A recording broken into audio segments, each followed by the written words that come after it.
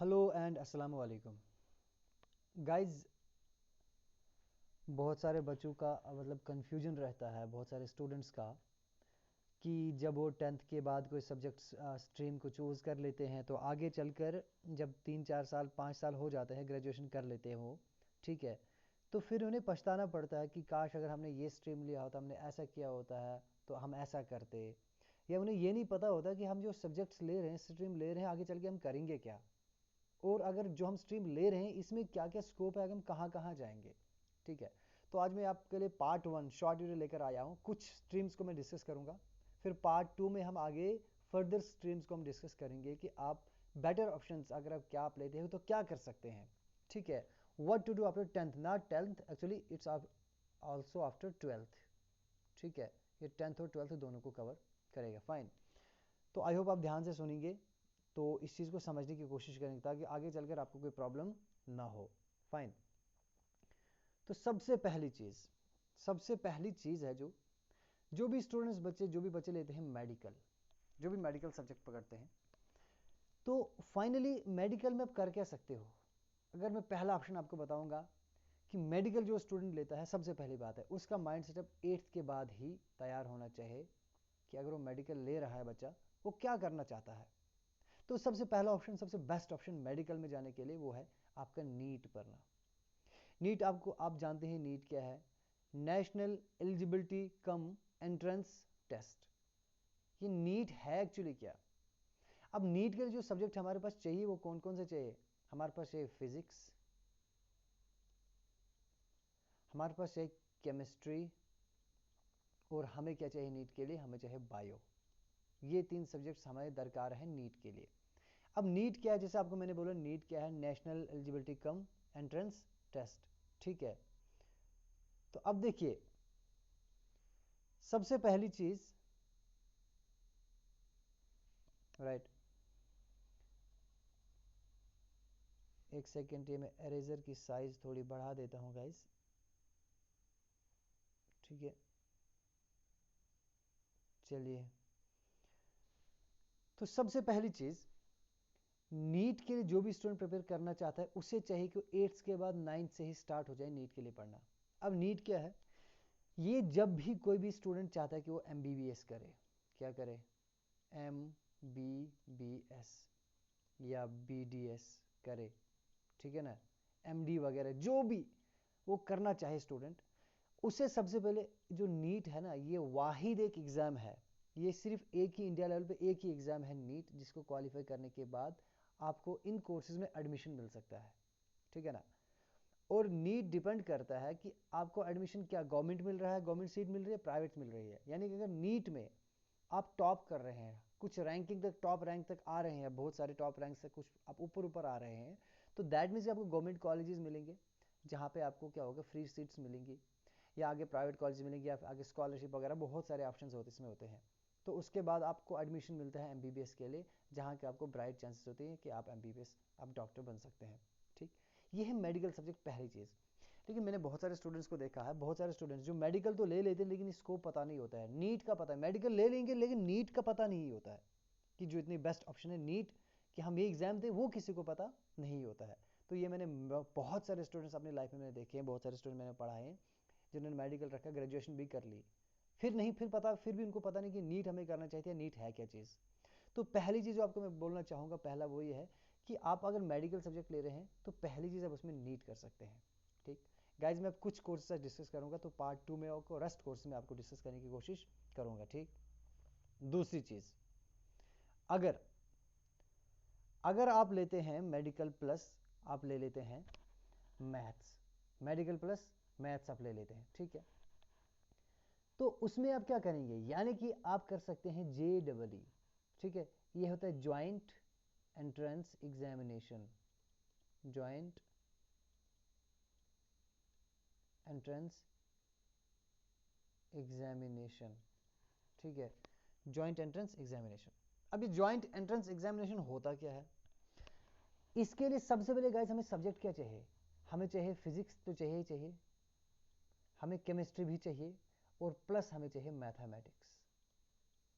Guys एक चीज आपको मैं बताऊं, नीट और जे के सब्जेक्ट सेम होते हैं, सिर्फ एक सब्जेक्ट चेंज होता है, जेई जेडब्ल्यू में मैथ्स होता है और नीट के अंदर क्या होती है, बायो होती है या बायोटेक्नोलॉजी होती है, ठीक है ना, या बायोटेक होती है, ये सब्जेक्ट बाकी सेम होते हैं।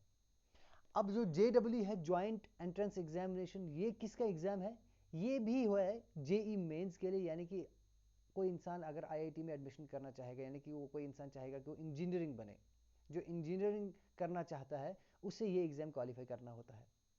और अगर जेडब्ल्यू में आप टॉप कर जाते हैं तो उससे क्या होता है, आपको इंडिया के सबसे बड़े बड़े आईआईटी कॉलेजेस में आपको एडमिशन मिलती है, आईआईटी कॉलेजेस में। तो जो भी जेई में टॉप करता है, जो मैक्सिमम रैंक पे आ जाते हैं, उनको आईआईटी कॉलेज में, गवर्नमेंट कॉलेजेस में, उनमें आईआईटी कॉलेज में एडमिशन मिलती है। तो उससे क्या होता है गाइज, उनकी स्टडी के दौरान ही बहुत सारे ऐसे जो कंपनीज आ जाती है, वो उन्हें मतलब उन्हें स्पॉन्सर करते हैं या उन्हें हायर कर लेते हैं, उन्हें अपनी सैलरी स्टार्ट कर देते हैं, क्योंकि उन्हें पता है कि टॉप करके आए हैं, जो बेस्ट हैं अपनी प्राइवेट कंपनीज के लिए, उन्हें पहले ही वो अपने एंड से सैलरी भी देना स्टार्ट कर देते हैं ड्यूरिंग स्टडी, सर वो खर्चा भी, बहुत सारे ऐसे अपॉर्चुनिटीज़ मिलते हैं। तो उसके बाद बहुत ही हायर चांस, दैट मीन्स कि आपका फ्यूचर ब्राइट है, कि आप अगर टॉप रैंक्स में आ रहे हैं जेडब्ल्यू में, तो आपको इंडिया के बड़े बड़े जो टॉपर्स आईआईटी कॉलेजेस हैं उनमें आपको जाके एडमिशन मिलता है। और ये भी सब ये चीज़ें क्या बता रहा हूँ मैं, जब आपने 10th पास कर ली, 11th की बात कर रहा हूँ मैं, आप एलिजिबल एग्जाम देने के लिए कब होते हैं, एक्चुअली इन सारे एग्जाम्स के लिए 12th के बाद। कब? 12th के बाद। लेकिन तब आपको 12th पास किस में करना है, ये सब्जेक्ट्स होने चाहिए लाजमी। मेडिकल प्लस मैथ आपको होना है तो जेईई के लिए तो फुल मेडिकल में, यानी कि आपको क्या चाहिए, फिजिक्स केमिस्ट्री और बायो चाहिए, तब जाके आप नीट के में आगे नीट के लिए कर सकते हैं। तो दैट मीन्स कि आपको 10th में ही, 10th से पहले आपको पता होना चाहिए कि आप 11th में करने क्या जा रहे हैं, ठीक है। तो नीट और जेईई आप करेंगे, मानो कि आपका फ्यूचर तो ब्राइट है ही है। Is that clear? I think आपको ये कुछ चीज़ें आपको समझ में आ रही होंगी कि ये इनकी इंपॉर्टेंस क्या है। फाइन। तीसरी चीज़ अगर मैं आपको बताऊं, तीसरी चीज़ वो है कॉमर्स।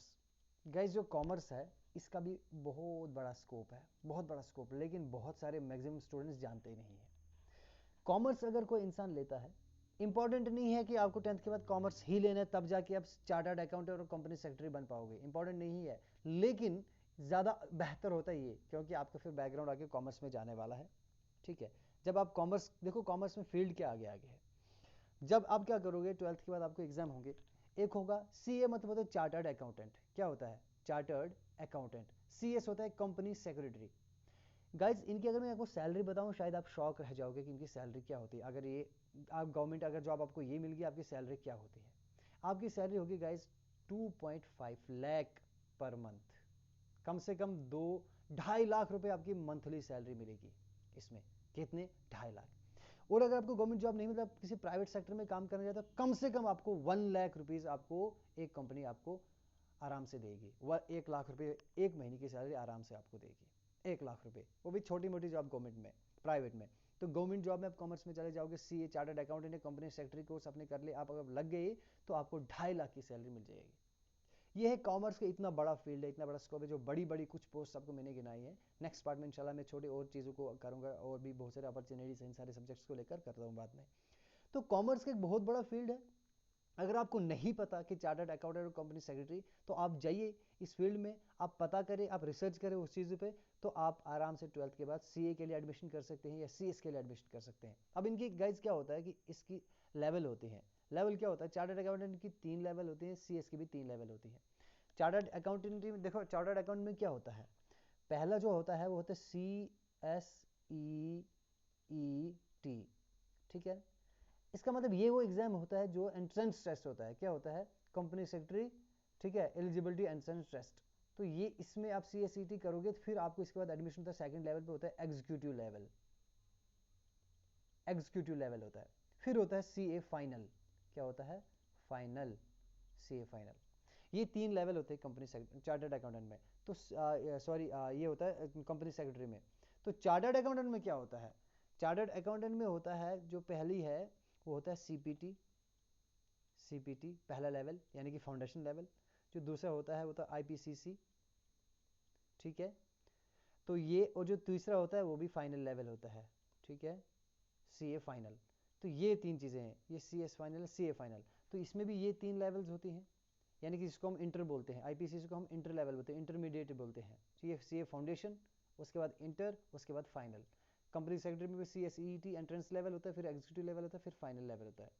तो दैट मीन्स कि ये आपको 3 साल में कोर्स कंप्लीट होता है, और आपके कोर्स करने के बाद आपका जॉब का यानी कि आप 99% चांस होता है आपके जॉब के लगने की, ठीक है ना, क्योंकि आप एक बहुत अच्छे CA बन जाते हैं। आपको पता है कॉर्पोरेट सेक्टर बहुत बड़ा है, तो कॉर्पोरेट सेक्टर में आपको चार्टर्ड अकाउंटेंट और CS की बहुत ज़रूरत होती है। तो सैलरी का पैकेज आपको मैंने बोल दिया काफ़ी अच्छा सैलरी पैकेज है, तो आप कॉमर्स में जाएंगे तो आप ये इसके लिए आप ज़रूर जाएं। उसके बाद है सबसे बड़ा फील्ड है गाइस, सबसे बड़ा फील्ड वो क्या है? आर्ट्स है। मैक्सिमम स्टूडेंट्स आर्ट्स ले लेते हैं, लेकिन करते क्या है गाइस? आर्ट्स तो ले लिया, ग्रेजुएशन तो कर लेते हैं, ग्रेजुएशन तक पता ही नहीं तो हमें करना क्या है। ग्रेजुएशन के बाद क्या कर लेंगे? MA कर लेंगे, BEd कर लेते हैं। फिर क्या करते हैं? क्लास 4th में क्या निकली? पोस्ट्स निकली क्लास 4th में, उसके लिए तैयारी करते हैं। गाइस यही है स्ट्रेटजी। आपको 10th में आप है ना, तो आज इसे सोचें। 9th में आप है ना, 8th में आप है ना, आज इसे सोचें कि आपको करना क्या। अगर आपने आर्ट्स ले लिया गाइस, इसके सिर्फ 2 फील्ड में आपको बता रहा हूं, UPSC और PSC। PSC JK PSC के मतलब होता है public service commission. Public service commission में अगर हम JNK लेवल की बात करेंगे, Jammu and Kashmir public service commission, जिसे हम बोलते हैं KAS ऑफिसर, ठीक है। UPSC जिसे हम बोलते हैं IAS ऑफिसर। ये खाली IAS ही नहीं होता, लेकिन ये टॉप कैटेगरी होती है। Indian administrative service, Kashmir administrative service, JAKS Jammu and Kashmir administrative service. इसमें IPS भी होता है गाइज, ठीक है ना, इसमें IFS भी होता है, ठीक है। तो बहुत सारी कैटेगरीज होती है इसकी। तो ये जो जॉब है, ये सिविल सर्विस है, काफ़ी सही जॉब है। जो भी UPSC CSC है, ये काफ़ी सही जॉब है। अब सवाल है कि इसमें करना क्या है। इसके लिए एलिजिबिलिटी जो गाइज आपकी है, वो है आपकी ग्रेजुएशन। क्या है आपकी? ग्रेजुएशन है, ग्रेजुएशन। अब सवाल है कि आपको 10th के बाद से क्यों सोचना है? क्योंकि गाइज 10th से लेकर ग्रेजुएशन तक आपको कम से कम 5 ईयर्स मिलते हैं। कितने ईयर्स मिलते हैं? 5 ईयर्स मिलते हैं। और अगर आप 10th के बाद 11th में आप जाएंगे, 11th से ही अगर आप एक बार सिलेबस देख लेंगे PSC UPSC का क्या है, उसी लेवल का आप थोड़ा थोड़ा पढ़ना स्टार्ट करेंगे, थोड़ा थोड़ा, हल्का हल्का। अगर दिन में आप स्पेशल निकालो इसी चीज़ के लिए 1 घंटा या आधा घंटा, और क्लास में पूरा, और नोट्स सबसे बनाना स्टार्ट कर दो। जब आपकी ग्रेजुएशन हो जाएगी ना, ग्रेजुएशन होते ही आप एलिजिबल होते हैं एग्जाम फॉर्म भरने के लिए, PSC JK PSC के लिए या UPSC के लिए, ठीक है। क्योंकि आपको 5 साल से माइंड सेटअप होगा UPSC बनने का। आप क्या करेंगे? तब से हल्की हल्की तैयारी करेंगे, और तब आप सिलेबस पकड़ेंगे, उस सिलेबस को देखेंगे, आपने उसमें 70% आपने पढ़ लिया होगा। फिर आपको बैठकर क्या करना है? 1 साल आपको मिलेगा तैयारी के लिए। आप किसी भी कोचिंग सेंटर में जा सकते हैं या नहीं भी जा सकते, सेल्फ स्टडी। बहुत सारे ऐसे सेल्फ स्टडी भी कर लेते हैं, क्योंकि उनका जो बेस है, या कहीं कोचिंग सेंटर में आप जाइए या ऑनलाइन कोचिंग करा दीजिए कहीं पर भी, तो आप आराम से क्या कर सकते हैं, 1 साल के अंदर फर्स्ट अटेम्प्ट में ही एक UPSC IAS ऑफिसर बन सकते हैं। अब सवाल है कि बहुत सारे स्टूडेंट्स होते हैं जो एक अटेम्प्ट में कर लेते हैं, लेकिन मैक्सिमम फर्स्ट अटेम्प्ट में नहीं कर पाते हैं, बहुत सारे। क्यों? मैंने बहुत सारे ऐसे देखे जिन्होंने BSc कर ली, क्या किया? BSc की प्लस MSc भी कर ली, MSc कर ली, फिर क्या करते हैं? फिर आते हैं वापस, अरे यार मुझे तो अब UPSC सिविल सर्विस देखने पड़ेगा, फिर जाके पॉलिटिकल साइंस पढ़ते हैं। अगर आपको पॉलिटिकल साइंस ही पढ़ना था तो BSc MSc काय को की? BSc MSc नहीं करना चाहिए था ना। वो यही बात क्या है कि उनको गाइडलाइंस नहीं होती है। तो मैं आपको अवेयर कर रहा हूँ इस चीज़ से। तो आर्ट्स अगर आप जाना चाहते हैं, तो आपके इतना बड़ा फील्ड है, यही फील्ड नहीं है। अगर UPSC के लिए प्रिपेयर कर रहे हैं ना, इससे छोटे जितने भी एग्जाम आप स्टेट लेवल के होंगे, चाहे JK SSB के कोई भी एग्जाम हो, आप आराम से क्रैक कर सकते हो, आराम से। क्योंकि आपके पास इतनी क्षमता होगी। एक UPSC एस्पायरेंट होता है, उसके अंदर बहुत ताकत होती है, उसके बाद बहुत नॉलेज होता है, वो किसी भी एग्जाम को आराम से क्रैक कर सकता है। तो आप पढ़िए, सबसे बड़ा फील्ड है आपको। आप KS ऑफिसर बन सकते हैं, आप IAS ऑफिसर बन सकते हैं आराम से। एक बहुत रैंक वाला ये है, बहुत बड़ी पोजीशन वाला ये जो भी जॉब है, ये भी सर्विस है ये। तो आई होप ये जो 4 चीज़ें आपको मैंने बताई आज, मेडिकल, नॉन मेडिकल, कॉमर्स या आर्ट्स की, ये मैंने आपको इनके अंदर कुछ ही बोली कि आप ये कर सकते हो फर्स्ट अटेम्प्ट, यानी कि पहली फुर्सत में अगर आप चाहोगे तो ये करो। इसके बाद पार्ट 2 में आपको बताऊंगा मैं इससे नीचे और चीज़ें क्या हैं जो आप कर सकते हो। तो दूसरे पार्ट में गाइज हम वहाँ पे डिस्कस करेंगे। आई होप ये वीडियो आपको काफ़ी अच्छा लगा होगा, काफ़ी हेल्पफुल लगा होगा। तो कमेंट में ज़रूर लिखिए, अगर आपको पार्ट सेकंड जानना चाहेंगे आपके और फर्दर आप क्या क्या कर सकते हैं, तो प्लीज़ कमेंट में लिखिए। और गाइज इसको शेयर करें बाकी फ्रेंड्स तक। Guys okay, bye.